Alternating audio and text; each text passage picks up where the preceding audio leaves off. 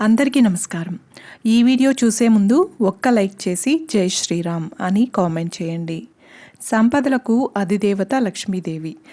సంపద అంటే కేవలం ధనం మాత్రమే కాదు. ధాన్య సంపద, పశు సంపద, గుణ సంపద, జ్ఞాన సంపద మొదలైనవి ఎన్నో ఉన్నాయి. వర అంటే శ్రేష్టమైనది అని అర్థం. భక్తితో వేడుకుంటే వరాలనందించే తల్లి వరలక్ష్మీదేవి. వరలక్ష్మీ వ్రతం ఎంతో మంగళకరమైంది.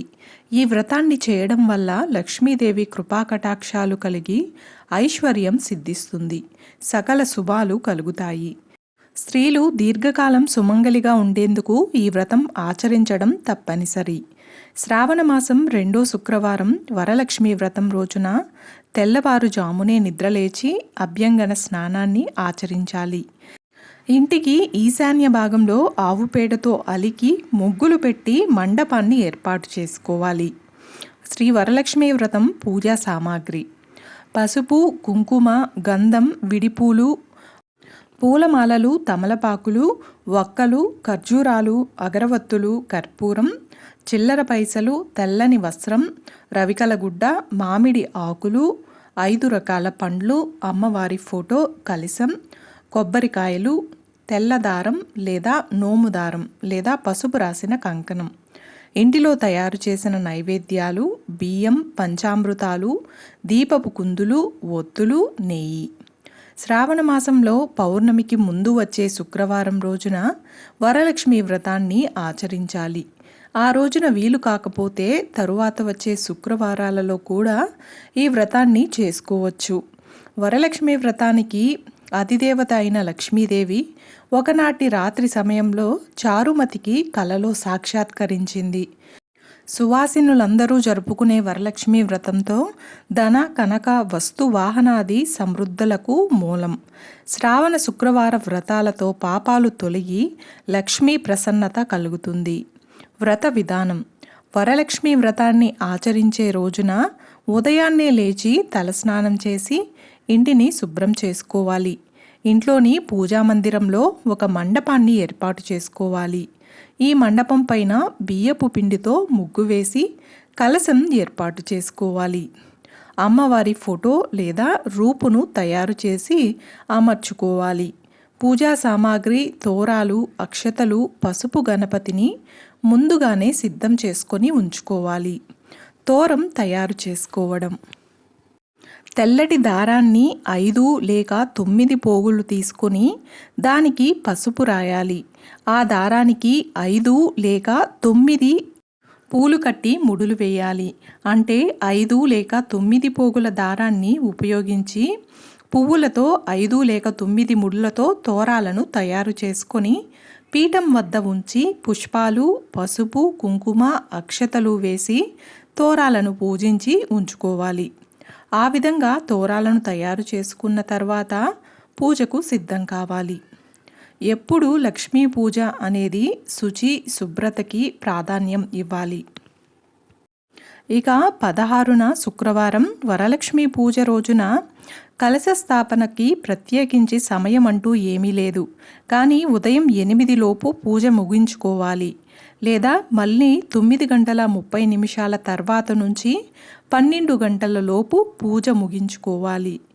ఎప్పటిలానే ఏ పూజ చేసినా, ఏ వ్రతం చేసినా ముందుగా గణపతి పూజ ప్రధానం. అన్నీ సిద్ధం చేసుకొని మొదట గణేశుడికి పూజ చేసుకొని కలశం మీద అక్షింతలు వేసి లక్ష్మీదేవిని ఆవాహయామి అంటే అమ్మవారు వచ్చి కూర్చుంటుంది.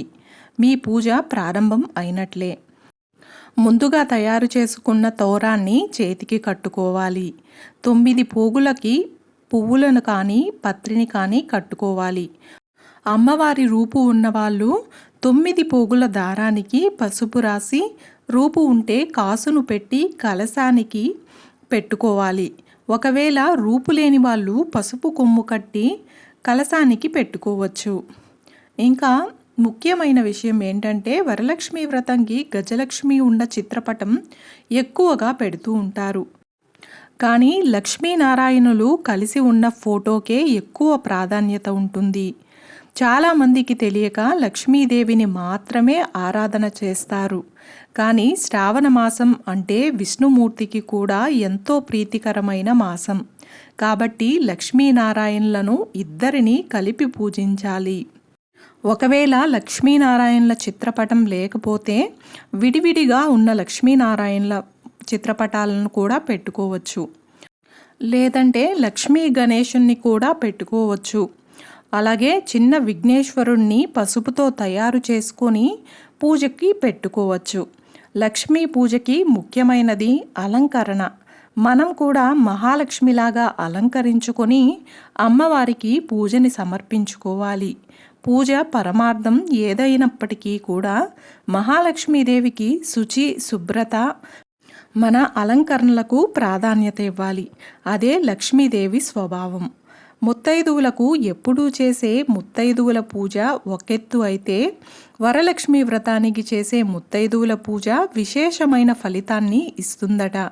వచ్చే వాళ్ళని మనము మహాలక్ష్మిగా భావించి తాంబూలాన్ని సమర్పించుకుంటే మనకి విశేషమైన ఫలితాన్ని అమ్మవారు ప్రసాదిస్తుంది. వీలైనంత వరకు ఆ రోజు ఎరుపు లేదా పసుపు రంగు చీరలు ధరించి అమ్మని ఆరాధించుకోవాలి. ఇంకో సాంప్రదాయం ఏంటంటే మనం అమ్మవారికి ఉదయం పూజలో తాంబూలం సమర్పించుకుంటాము. అది వీలైనంత వరకు సాయంత్రమే ఆ చీరని కట్టుకొని మీకు దగ్గరలో ఉన్న గుడికి వెళ్ళి అమ్మవారిని దర్శించుకొని రావడం మంచిది. కుదరని వాళ్ళు సాయంత్రం పూజలో ఆ చీరను కట్టుకొని ఇంట్లోనే సాయంత్రం పూజ చేసుకోవచ్చు.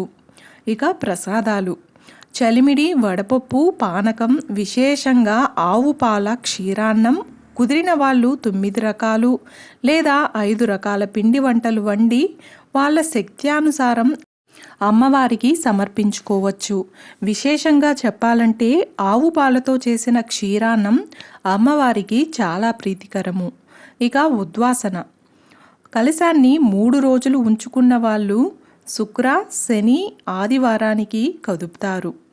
ఒకవేళ ఆ రోజే తీసేయాలి అని అనుకునే వాళ్ళు సాయంత్రం పూజ తదనంతరం అమ్మవారికి ఉద్వాసన చెప్పేసుకుంటారు. శుక్రవారం అయినా సరే ఉద్వాసన చెప్పేసుకొని ఒకసారి కలశాన్ని కదిపేసుకొని మరుసటి రోజు శనివారం ఉదయం పూజ తర్వాత ఎత్తి పెట్టుకోవాలి. ఎందుకంటే లక్ష్మీదేవి సమయం అనేది తెల్లవారుజామున పరిగణంలోకి తీసుకుంటారు. కాబట్టి ఆ తర్వాత రోజు శనివారం ఉదయాన్ని ఎత్తి పెట్టుకోవచ్చు. కొంతమంది శుక్రవారం ఉంచుకొని శనివారం సూర్యోదయం కాకముందే పూజ చేసుకొని ఉద్వాసన చెప్పుకుంటారు. ఆ తరువాత కలశంలో ఉన్న జలాన్ని మనపైన, పిల్లలపైన, అలాగే ఇల్లంతా చల్లుకొని కలశం పైన ఉన్న కొబ్బరికాయని తీపి పదార్థంగా చేసుకొని ఇంటిల్లిపాది స్వీకరించాలి. ఒకవేళ కలశం పెట్టుకోవడం ఆనవాయితీ లేని వాళ్ళు చిత్రపటం పెట్టుకొని పూజ చేసుకోవచ్చు. కొంతమంది అలంకరణ కోసం అమ్మవారిని పెట్టుకుంటారు. అదే రోజు హడావిడి పెట్టుకోకుండా 2 రోజులు ముందుగానే మీరు అన్నీ సిద్ధం చేసుకొని పెట్టుకోవచ్చు.